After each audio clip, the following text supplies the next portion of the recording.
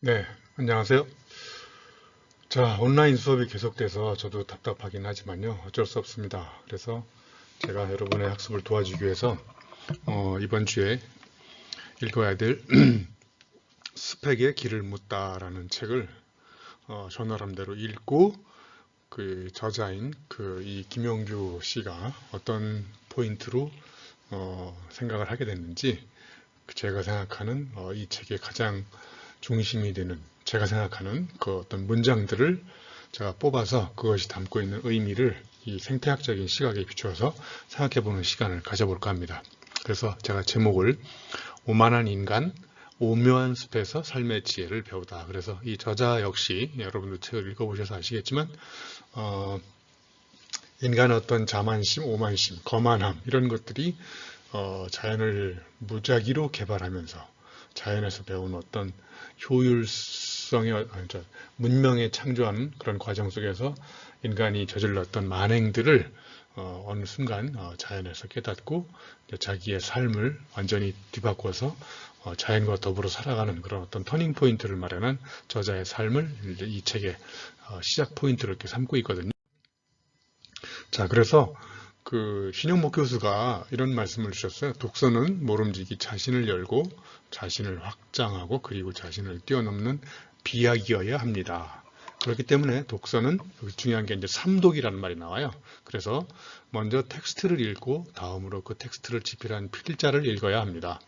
그 텍스트가 제기하고 있는 문제뿐만 아니라 필자가 어떤 시대, 어떤 사회에 발딛고 있는지를 읽어야 합니다. 그리고 이제 최종적으로 뭘 읽어야 되냐면 그 책을 읽고 있는 독자 자신을 읽어야 합니다. 그렇게 함으로써 자신의 처지와 우리 시대의 문맥을 깨달아야 합니다. 그래서 서삼독이라고 해서 이제 독서는 삼독이라는 거예요.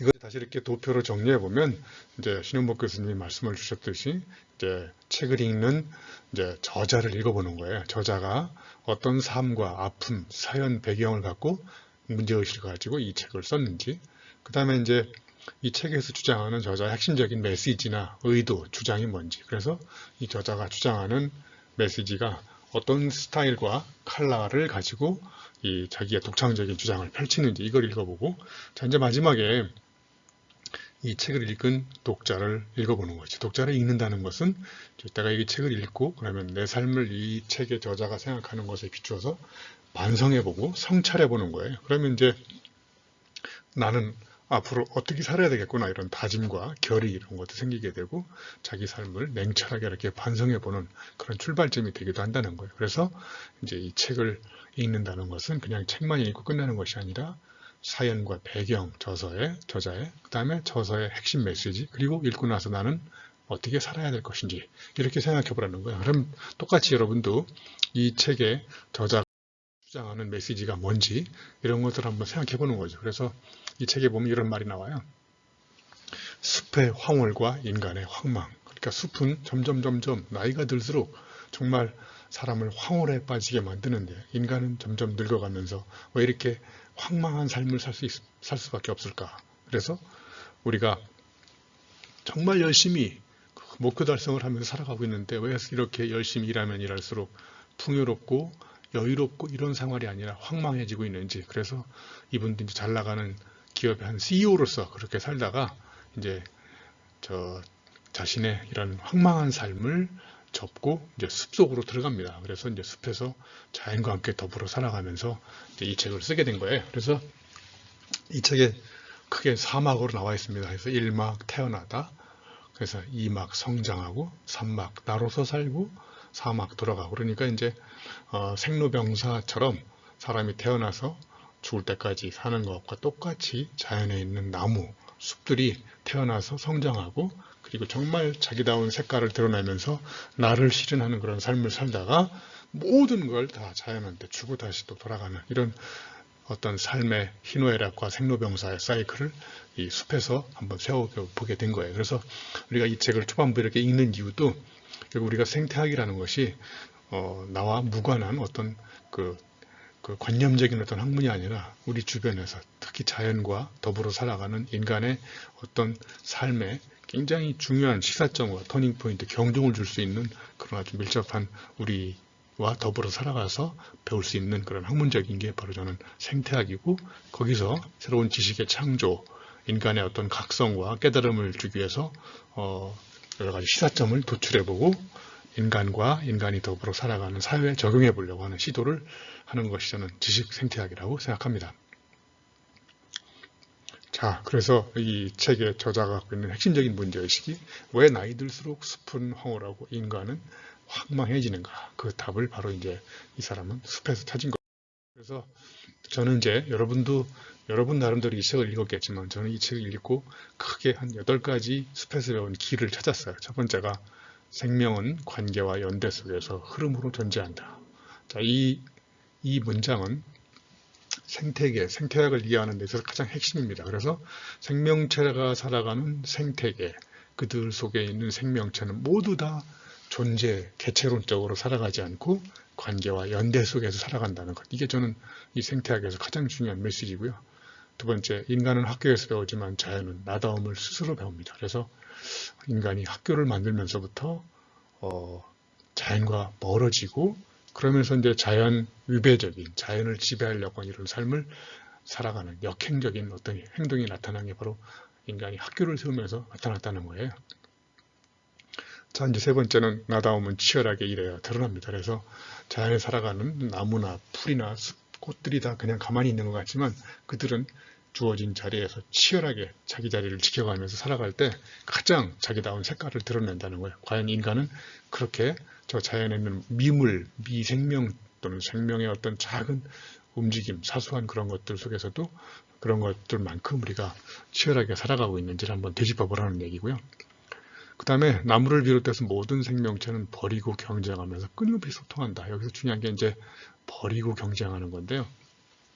결국은 가장 중요한 학습은 learning이나 real learning이 아니라 unlearning이라고, 그래서 망각학습, 폐기처분학습, 갖고 있는 고정관념, 통념, 타성에 젖어있는 이런 어떤 습관적인 사고방식, 이런 것들을 과감하게 버려야 거기서 새로운 걸 우리가 얻을 수 있는데, 이 나무야말로 자기가 때가 되면 낙엽을 만들어가지고 다 버리고, 그리고 나무가 또 다른 나무와 경쟁하는 것 같지만, 다른 생명체와 경쟁하는 것 같지만, 따지고 봤을 때 결국은 자기 자리를 지키기 위해서 자기 스스로와 경쟁하는 이런 거라는 거예요. 그래서 그러면서도 또 끊임없이 주변 나무, 다른 생명체와 보이지 않는 가운데서 인간이 이해할 수는 없는 그런 어떤 메시지를 던져가면서 서로 소통하면서 살아간다는 그런 놀라운 사실입니다. 자, 5번째, 이제 나무의 사랑은 애절하고 처절합니다. 여기 이제 나무가 열리지, 열리목, 그 다음에 혼인목이 3가지 나무가 다른 나무와 더불어서 애절한 사랑을 나누는 그런 3가지 이야기를 또 나중에 생각해 보겠습니다.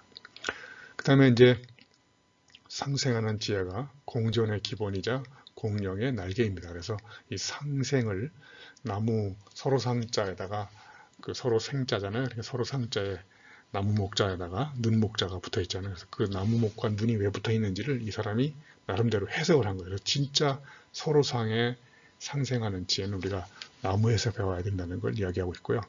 그 다음에 이제 잘 돌아가지 않으면 영원히 돌아올 수 없다. 그래서 이건 무슨 이야기냐면 이제 자기의 모든 생명성을 다 끝낸 다음에 이제 나무는 자연한테 모든 걸 다 주고 돌아가거든요. 그런데 그 돌아가는 것이 결국은 나뭇잎도 떨어뜨리고 자기의 모든 나무 고목도 이제 자연 다른 생명체한테 주고, 그러면서 이제 완벽하게 자기가 살아온 인생을 다른 사람한테 주고, 이제 그 자기가 던져준 나무를 다른 생명체가 또 그걸 먹고 또는 거름으로 삶아서 제2, 제3의 생명체로 끊임없이 선순환하는, 그래서 절대로 자연은 쓰레기를 만들지 않는 이런 것을 우리가 또 자연에서 배울 수 있는 거고요. 그 다음에 이제 낙엽은 식물 각자가 출자해 만든 공동의 은행이라는 것. 그래서 이 공동의 은행이라는 컨셉이 참 재밌지 않습니까? 그래서 이제 낙엽이 이제 자기의 단풍을 다 장렬하게 이렇게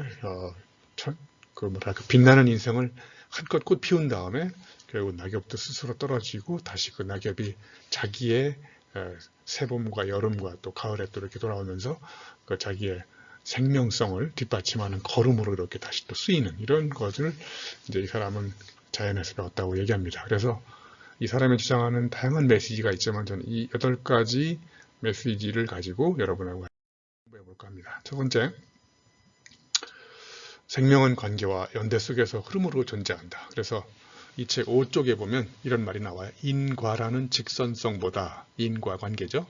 그 다음에 인연과, 그러니까 인과 관계가 아니라 참 재미있는 표현 아닙니까? 인연. 과라는 곡선성은 더디고 덜 선명하여 잠옷, 복잡하여 비효율적인 것처럼 보일 수 있습니다. 그러니까 인과관계는 단선적 인과관계라고 하잖아요. 원인과 결과의 직선적 관계. 그런데 인연이라는 것은 누구와 누구가 인연을 맺고 이런 것들은 직선적인 인과관계가 아니라 부딪히고 또는 또 마주치고 이런 가운데서 또 그 속에서 또 사연이 싹이 트고 이런 어떤 복잡한 것들은 굉장히 인간이 입장에서 봤을 때는 굉장히 비효율적이지만 사실은 그런 것들이야말로 우리의 삶의 그 뭐랄까요 본질을 그렇게 짚어주는 것이라고 봅니다. 그래서 자연은 원래 곡선인데 인간이 이거를 직선으로 바꾸면서 불행이 시작됐다라는 메시지를 담고 있습니다. 자, 그리고 이제 6쪽에 보면 대상으로 취급되는 모든 존재는 쓸쓸합니다. 한 존재가 대상화의 함정을 뛰어넘어 다른 존재와 깊이 마주할 수 있을 때 삶은 훨씬 풍성해집니다. 그러니까 연대와 관계를 잃어버리고 한 존재가 개체로서 누군가에 의해서 대상화될 때 그 대상화된 그 대상 존재는 그 다른 존재의 관계와 연대 관계가 끊어졌기 때문에 얼마나 외롭고 쓸쓸하냐 이거죠. 그래서 자연에 있는 모든 생명체는 다 대상화된 개체가 아니라 다른 연대와 관계 속에서 어떤 생명성을 유지해 나가는, 그럼으로써 그런 것들이 우리가 보기에 가장 자연스러운 것이고 그 자연 속에서 바로 우리는 삶의 진리나 아름다움을 깨달을 수 있는 거죠. 자, 그래서 이렇게 생명은 오직 연대와 관계 속에서만 생명일 수 있습니다. 그것이 자연의 법칙입니다. 너무나 아름다운 말이고 우리가 한 학기 동안 배워야 되는 생명체가 살아가는 생태계에서 가장 중요한 원리가 바로 연대와 관계 속에서만 생명이라는 거예요. 연대와 관계가 끊어지면 그건 대상화된 것이고 그건 이미 죽은 것이죠. 그리고 생명은 그렇게 복잡한 관계망, 그러니까 연대, 관계 또는 웹 오브 라이프 해가지고 이게 하나의 관계의 망으로 거미줄처럼 얽히고 설켜 있어요. 그래서 그런 관계 속에서 누군가를 도와주고 또 나는 또 누군가의 도움을 받고 서로 이렇게 호혜적 관계 속에서 살아가는 거죠. 그게 바로 우리가 살아가는 생태계의 아름다운 모습이고 아름다운 생명의 그물망이라고 얘기합니다. 자, 이제 두 번째 숲에서 배운 거는요. 인간은 학교에서 배우지만 자연은 나다움을 스스로 배웁니다. 그러니까 사람은 누군가의 도움으로 배우는 나약한 존재지만 자연에 있는 모든 생명체는 태어나면서 죽을 때까지 스스로 배운다는 거예요. 그래서 인간도 스스로 배워야 되는데 그렇지 않다는 거예요. 신은 생명들에게 학교를 세워주지 않았다는 거예요. 그래서 부모가 자식에게 주어야 할 가장 큰 가치는 바로 스스로 배울 수 있도록, 스스로 깨닫고 스스로 살아갈 수 있도록 안내하는 이런 건데 우리는 언제부턴가 온실 속에 이렇게 화초 재배를 하면서 아이들을 기르잖아요. 야생의 저런 잡초처럼 길러야 어떤 시련과 역경이 와도 그걸 견뎌낼 수 있는 거죠. 그러니까 화초 재배 양성 패러다임인 어떤 교육과 잡초를 길러내는 이런 그런 야생의 어떤 야성을 길러내는 이런 교육이 점점 없어지고 있는 것이죠. 생명은 또 대체 불가능성입니다. 그래서 여기 보면 나는 생명의 가장 귀하고 소중한 특성을 바로 대체 불가능성에서 찾습니다. 그대가 낳은 아이를 다른 이 아이와 바꿀 수 있습니까? 놀라운 통찰과 질문입니다. 그래서 우리가 공부를 하고 다른 사람으로부터 가르침을 배우는 것도 결국은 대체 불가능한 나를 만드는 거거든요. 근데 우리는 어느 순간부터 다른 사람들한테 이렇게 뭐라 그럴까요? 다른 사람과 이렇게 비교하고 그래서 태어나서 죽을 때까지 다른 사람과 비교하는 자연의 유일한 동물이 바로 인간이라는 거죠. 그래서 인간은 태어나서 죽을 때까지 다른 사람과 비교하다가 이렇게 비참한 인생을 살고 있는 거죠. 자연에 있는 미물, 하나의 생명체 풀 한 폭이라도 보십시오. 그거는 다 자기 다움을 드러내는 대체 불가능한 그런 소중한 생명체인 거죠. 자, 여기 또 보시면 이런 말이 나와요. 길을 잃어버리기 전에는 다시 말할 세상을 잃어버리기 전에는 자기 자신을 찾아내는 지금 자신이 서 있는 것이 어딘지 그런 것을 알 수 없다는 거예요. 그래서 헨리 데이비스 소로가 얘기하는 건데 결국은 우리가 자연 속에서 길을 잃어보고 스스로 또 다시 찾아보는 이런 노력을 통해야 되는데 우리는 길을 잃어버리기 전에 올바른 길로 이미 정해진 각본과 프로그램대로 목적지 빨리 도달하는 길만 알려주는 거죠. 그러니까 직선주로 해서 효율적으로 목적지에 도달하는 이런 것들은 어떻게 보면 자연의 그 패러다임으로 보면 굉장히 비자연적인 그런 자, 우리 눈에 누추해 보이는 곳이나 그저 길가다 자라는 어느 풀 한 폭이 어느 나무 한 그루라도 이유 없이 자라는 생명은 없는 것입니다. 또한 자신의 뿌리를 뻗고 키를 키우고 꽃을 피워내느라 고단하지 않는 초목이 없는 것입니다. 놀라운 표현입니다. 그래서 제가 여기 제목에다가 무불경이라고 하는 이게 무슨 말이냐면요. 존경하지 않을 만한 것은 없다. 그러니까 이 세상에 존재하는 모든 미물이라 할지라도 그냥 거기에 존재하는 게 아무것도 없다는 거예요. 다 거기에 있는 이유가 있고 살아가는 방식과 원리가 있기 때문에 저마다의 대체 불가능성을 갖고 있기 때문에 우리 모두 사람을 비롯해서 모든 생명체를 다 존경해야 된다는 거예요. 그래서 지나가는 지렁이를 우리가 무참히 밟아버리는 것, 지렁이도 우리가 존경의 대상인 거고 느릿느릿 기어가지만 결국은 자기다운 삶을 살아가는 달팽이도 우리가 존경의 대상인 거고 이렇게 우리 주변에 있는 모든 생명체를 다 이유가 있이 살아가겠다. 그 이유를 가지고 살아가는 것이냐? 그 이유를 우리가 서로 존중. 자, 삶을 수용하지 않고 열 수 있는 하늘은 없고 시작하지 않고 넓을 수 있는 벽은 없다는 거야. 그래서 거모가 자란 신갈나무도 그냥 앉아가지고 햇볕을 쬐는 나무는 없습니다. 그래서 커다란 벽 앞에서 선 담쟁이도 사투를 벌이면서 결국은 그 벽을 넘어가지 않습니까? 그러니까 자연에 있는 모든 생명체들은 가만히 앉아서 그냥 먹고 사는 것 같지만 그 속에서도 누가 더 햇빛을 제한된 시간 내에 우리가 받아내야 되는지 이런 것들을 우리가 더 치열하게 고민을 해야 되는 것이죠. 그래서 제가 제목을 수고해야 고수가 된다 이렇게 썼습니다. 자, 그래서 모든 생명체들은 다 주어진 자리에서 자기가 살아갈 수 있는 최선의 방법을 동원해서 치열하게 살아가고 있는데 우리가 보기에 자연에 있는 생명체들이 그냥 움직일 수 없으니까 거기에 가만히 앉아 있는 것처럼 보이잖아요. 절대로 그렇지 않다는 것을 보고 있습니다. 자, 세 번째 숲에서 배운 건요.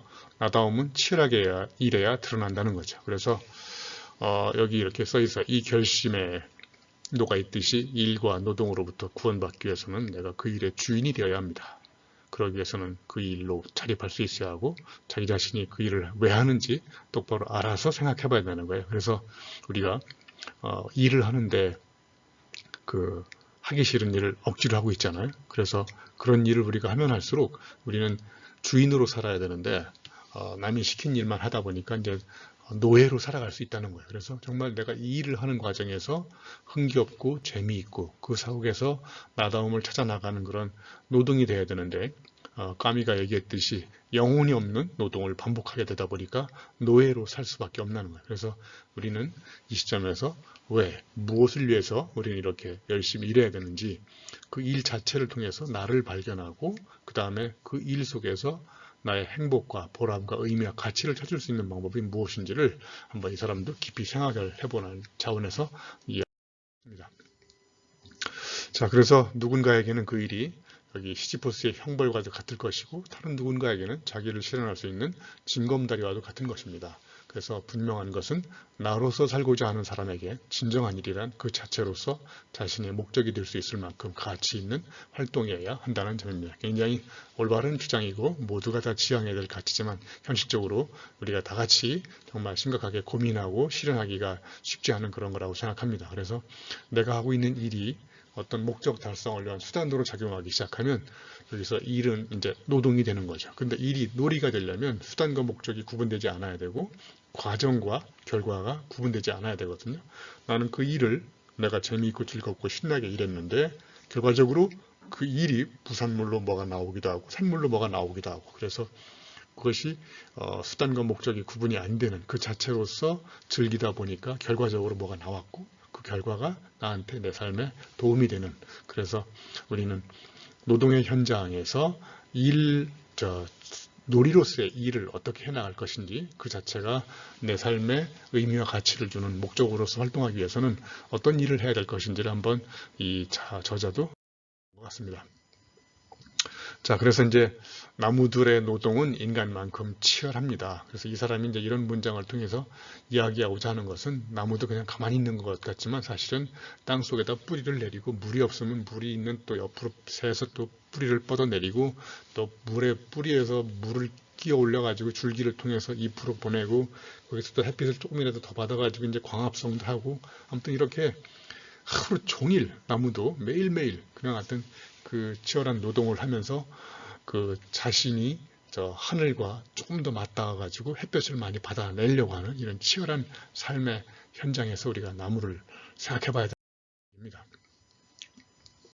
그래서 여기 보면 이제 새 속에 휘둘리지 않고 나답게 성숙하고 싶다면 하루를 잘 눕히고 보듬어야 합니다. 그것으로 하루의 노동이 더욱 자기다워져야 하고 창조적이어야 합니다. 성숙한 삶을 꿈꾸는 이들이라면 나무처럼 일하고 나무처럼 쉴 수 있어야 합니다. 그래서 나무가 가만히 있는 것 같지만 나무는 무엇을 위해서 목적 달성을 위해서 지금 존재하지 않거든요. 우리가 보기에 나무는 가을에 단풍을 잎을 만들기 위해서 아니면 꽃과 열매를 만들기 위해서 절대로 그렇지 않거든요. 그냥 봄이면 봄에, 여름이면 여름에, 가을이면 가을에 그 순간에 그것이 저 앙리 까르티에의 그 브라송인가요? 그 사진작가가 얘기했듯이 결정적인 순간을 찾으려고 인생을 계속 찾아봤지만 자기가 보기에 결정적인 순간은 언제였냐면 매 순간순간이 결정적인 순간이라는 거예요. 나무도 아마 제가 보기에 그렇게 살아간다고 이 저자는 생각한 것 같습니다. 자, 이제 네 번째. 아까 말씀드렸듯이 폐기와 상실에 대해서 나무가 이야기하고 있는 겁니다. 그래서 나무를 비롯해서 모든 생명체는 이제 버리고 경쟁하면서 끊임없이 소통하는 거죠. 그래서 나무의 경우는 여기 써 있듯이 여러 가지 이제 잎이나 가지를 버리고 그걸 또 이제 버린 대신에 또 그 생명체를 다시 이렇게 일으켜 세울 수 있는 원동력으로, 그리고 나무는 살아가면서 줄기와 가지가 이렇게 계속 뻗어나가면 그 노동력, 에너지가 이렇게 분산되기 때문에 적당한 시기에 이렇게 또 구조조정을 통해서 줄기 자체를 이렇게 꺾어내기도 하고, 사람이 가지치기를 하잖아요. 그래서 가지치기를 칼로 잘 잘라내면 그걸 가지치기, 그러면 이제 가지가 또 다시 치거든요. 그러니까 브랜칭, 가지치기를 잘 할 수 있도록 커팅, 가지를 잘 쳐야 되는 거죠. 그래서 나무는 끊임없이 나무가 무거우면 이렇게 스스로 가지를 꺾여가지고 바람에 꺾이기도 하고, 그런 어떤 구조조정을 통해서 생명성을 계속 하는 거죠. 그래서 숲의 나무가 그러하듯이 삶은 모색과 버림과 상실을 통해서 이어지는 것임을 알게 됩니다. 그래서 가장 아름다운 삶이야말로 자기가 갖고 있는 것들을 계속 이렇게 습득하고 쟁취하고 소유하려는 삶이 아니라 적당히 갖고 있는 것들을 버리고 또 에너지를 충전하고 그 버림 속에서 새로운 스페이스, 공간을 마련해가지고 새로운 것들을 받아들일 수 있는 그런 노력을 끊임없이 하는 것이 바로 이 사람이 얘기하는 모색과 버림과 상실을 돕니다.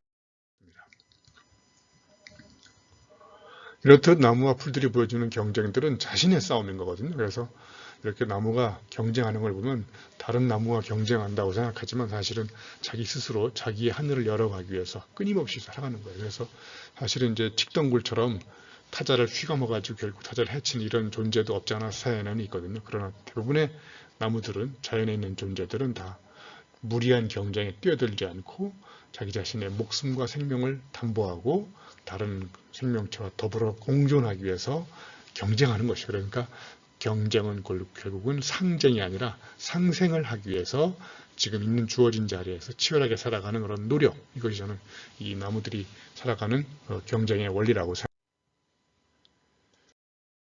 네, 정말 이제 숲이 우리가 봤을 때 숲속에 살아가는 많은 생명체들이 서로 경쟁하는 것 같지만 사실은 자기의 생명성을 확보하기 위한 자기와의 경쟁이라는 거죠. 그래서 우리가 숲에서 배울 수 있는 중요한 경쟁의 의미는 자신과의 경쟁, 그리고 새로운 영역의 창조를 보여주는 경쟁, 그리고 우리가 지금 문명을 창조하면서 자본주의 사회에서 이렇게 욕망과 욕망이 불꽃 튀듯이 이렇게 핏빛 대주에서 영혼을 고갈시켜가면서 더 많은 목표를 달성하기 위한 투쟁이 아니라 자기만의 푸른빛 가득한 공간에 서기 위해서 그런 그 타자를 파괴하고 내 하늘만 여는 것이 아니라 그 자기다운 세상을 열어가기 위해서 치열하게 생존 투쟁을 하는 그런 것이 바로 이 숲에서 경쟁이 전해주는 진정한 의미라고 생각합니다. 그러니까 경쟁 그러면 나하고의 경쟁 상대를 상정한 다음에 경쟁 상대를 이겨서 밟고 일어서서 이기는 그런 것이 아니라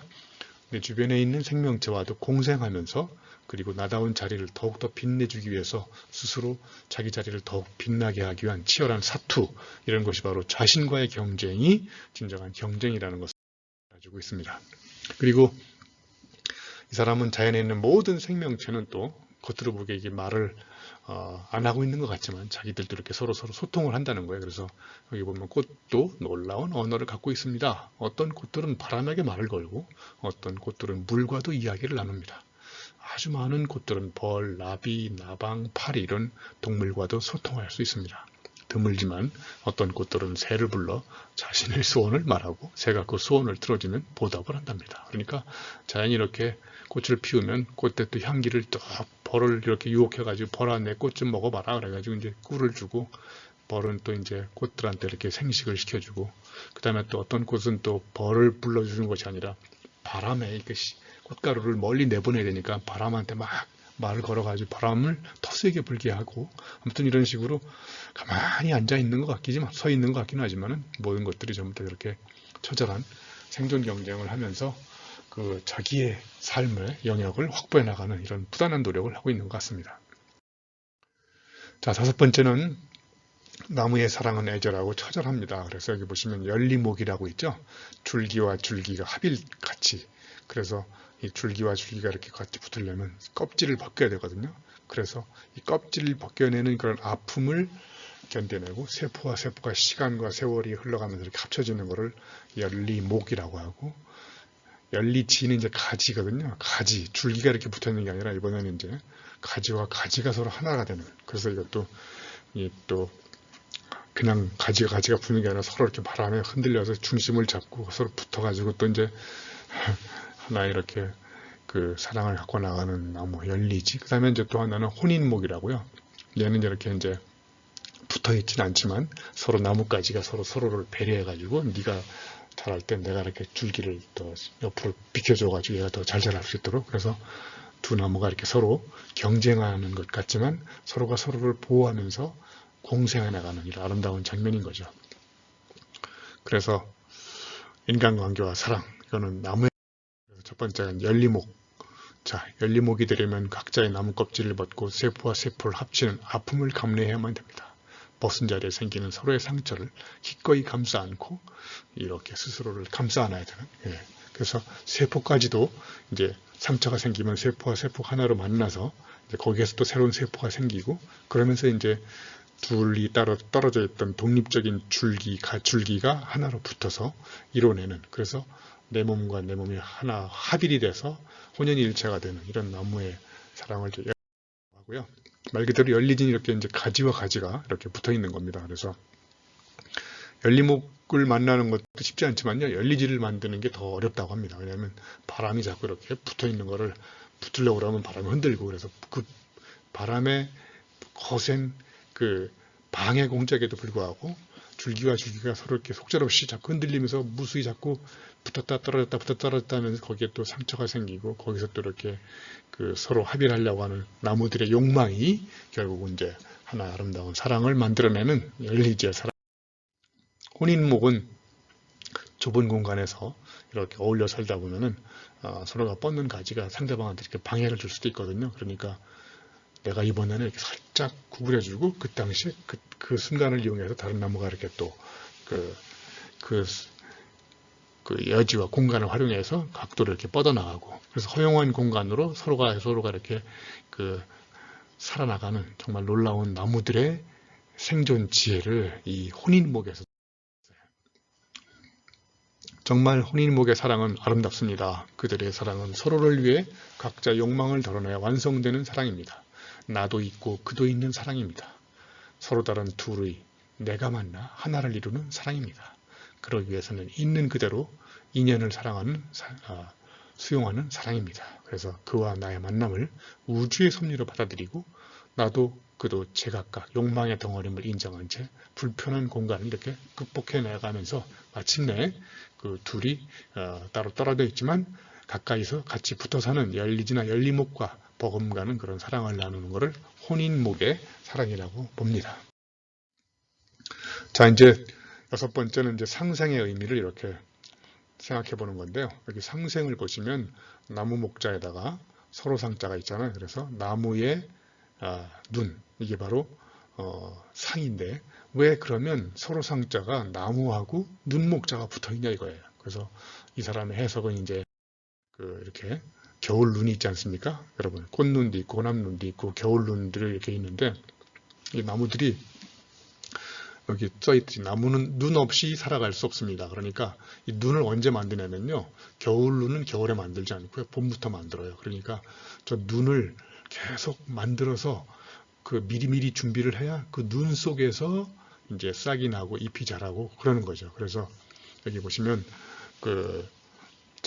잎을 틔울 눈이 없으면 밥을 만들지 못해 죽을 것이고, 꽃을 틔울 눈이 없으면 열매를 만들지 못할 것입니다. 그러니까 이 나무가 눈목자, 눈을 만들어 가지고 끊임없이 나무를 보는 거죠. 나무 목자 옆에 서로 상자를 보시면 눈으로 나무를 보는 거죠. 나무가 튀어내 있는 눈을 또 눈이 보는 거. 그러니까 이 서로 상자가 나무의 눈 없이 나무 없고 나무 없이 눈이 없는, 그래서 여기 서로 상자가 생겼다는 이런 어떤 해석을 한번 의미 있게 보시면 좋을 것 같아요. 자, 그래서 눈은 나무의 도움 없이는 그 싹을 틔울 수 없습니다. 눈이 그 싹을 틔우기 위해서는 발화시기를 감지하고 눈이 싹을 틔우도록 도와주는 생장 호르몬이 있어야 하는데, 이는 나무의 뿌리로부터 만들어져 눈으로 전달됩니다. 나무가 호르몬을 공급하지 않으면 싹은 휴먼 상태에서 있게 되고, 따라서 채소의 힘을 다할 수가 없게 되는 거죠. 그러니까 눈이 끊임없이 나무를 보고 그 나무의 성장 상태에 따라서 눈을 키워나가고, 그러니까 눈목자와 나무가 서로 이렇게 끊임없는 보살핌 관계가 되지 않으면 서로 도와줄 수 없다는 거예요. 그러니까 서로 상자의 진정한 의미가 바로 이 나무목과 눈목자가 붙어서 담긴 서로 이런 거죠. 자, 이제 7번째는 낙엽은 식물 각자가 출자하여 만든 공동은행과 같습니다. 그래서 이 멋진 말 나오지 않습니까? 가을은 기울 것들이 기울어가는 계절입니다. 그러니까 성화에 녹음이 우거진 한여름을 보낸 다음에 불타는 가을을 보내고, 그리고 이제 가을 속에서 자기가 힘껏 불태웠던 이 단풍잎들을 하나씩 떨어뜨리면서 서서히 기울어가지 않습니까? 그 기울어감 속에서 가을은 제가 보기에 거울에 비추어서 자기의 치열했던 한 삶을 이렇게 반성해보고 반추해보는 계절이라고 생각합니다. 그래서 여기 이렇게 써 있어요. 그들이 서로를 위해 불을 쌓는 방식은 낙엽으로 잎을 떨어내는 것입니다. 나무들이 낙엽을 만드는 것은 더 깊은 안식에 드는 의식이기도 하지만 동시에 축제의 방식이기도 합니다. 낙엽은 숲의 모든 식물들이 생장에 쓰고 남은 잉여가치입니다.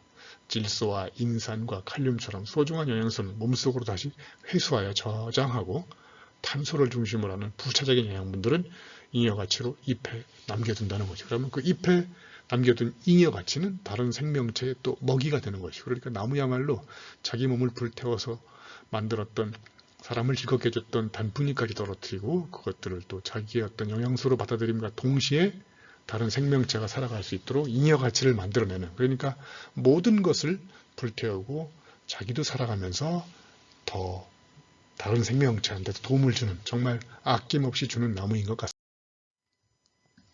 그래서 정말 재밌는 말이잖아요. 낙엽은 식물 각자가 출자하여 만드는 공동은행과도 같습니다. 벌거벗은 나무들의 키는 봄과 다르고 그 나름만큼이 그들의 성장을 증명하는 유일한 증거로 남을 뿐입니다. 그래서 오로지 그것만이 자신의 부로 남고 폐기하는 낙엽들은 서로를 위한 부조가 됩니다. 상호 부조라고 하지 않습니까?